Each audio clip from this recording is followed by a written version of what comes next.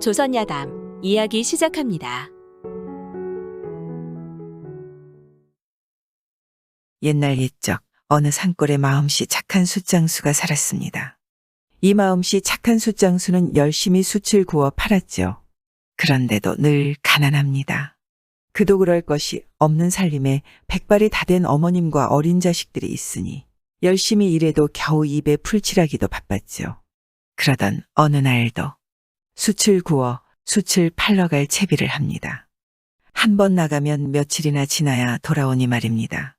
그야말로 산 넘고 물을 건너 장에 도착했지요. 이날따라 손님이 많았습니다.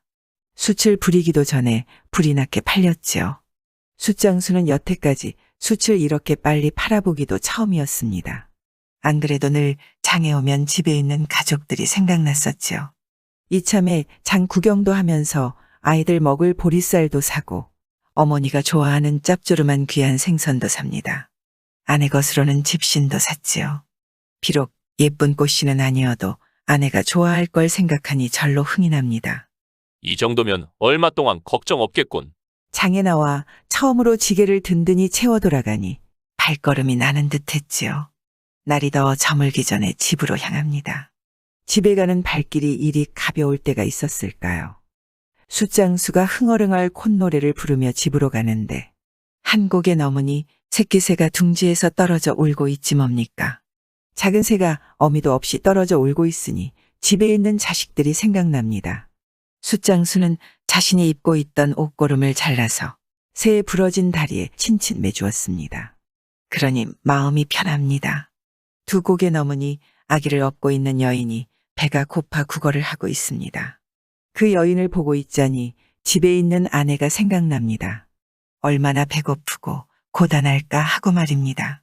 그래서 자식들 주려고 샀던 보리쌀 반과 아내를 주려고 샀던 집신을 내어주었습니다.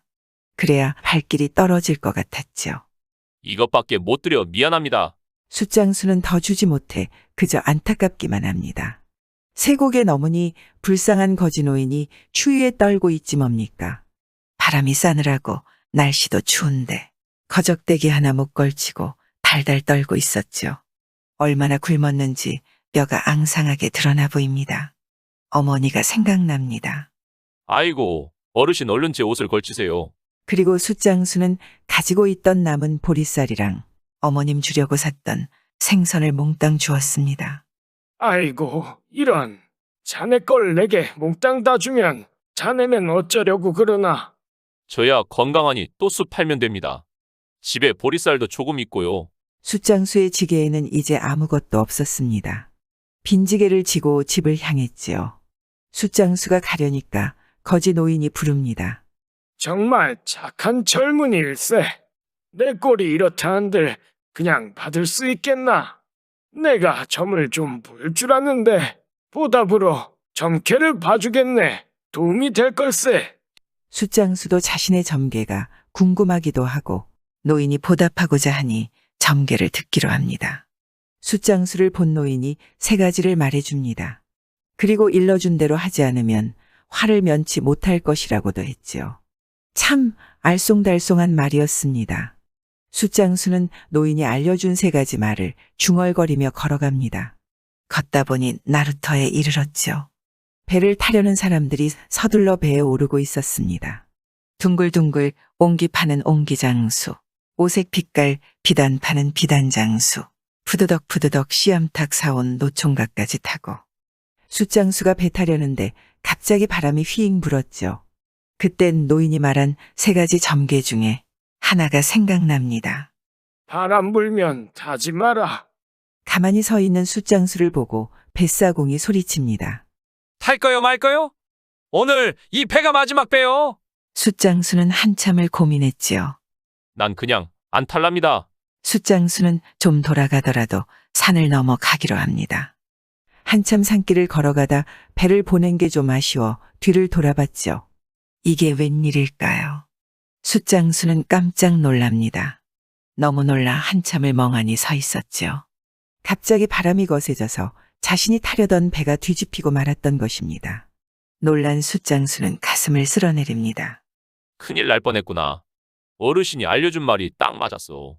그렇게 화를 면한 숫장수는 그 알쏭달쏭한 점괘가 참 신통하구나 생각이 들었죠.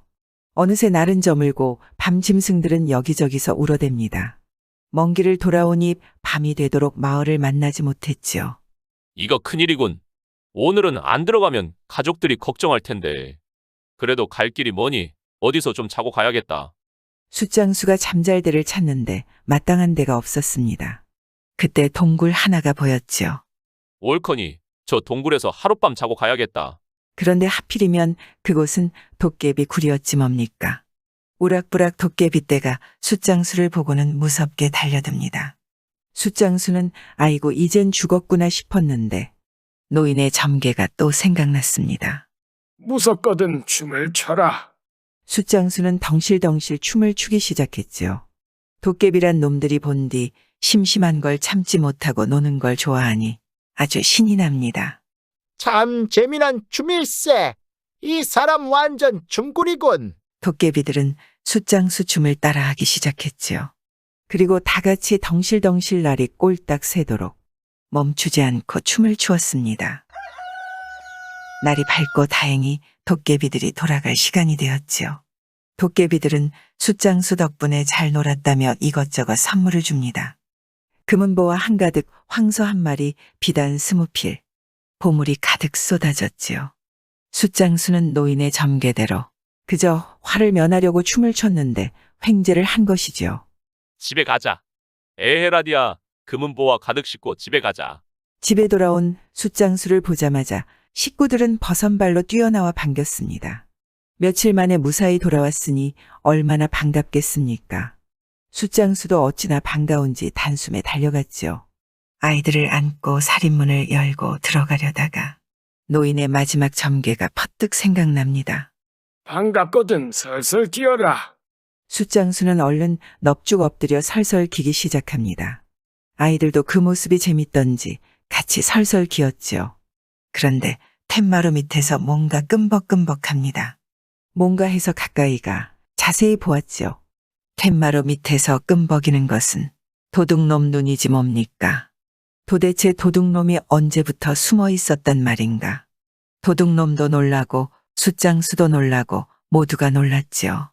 정신 차린 도둑놈은 걸음 하나 살려라 도망가 버렸습니다. 노인의 마지막 점괘 덕에 가족 모두 화를 면하게 되었지요. 숫장수는 가족의 양식을 내어주고 입고 있던 옷을 벗어주고 받은 노인의 점괘 덕에 무사히 집으로 돌아왔지요. 그것도 금은보와 가득 싣고 말입니다.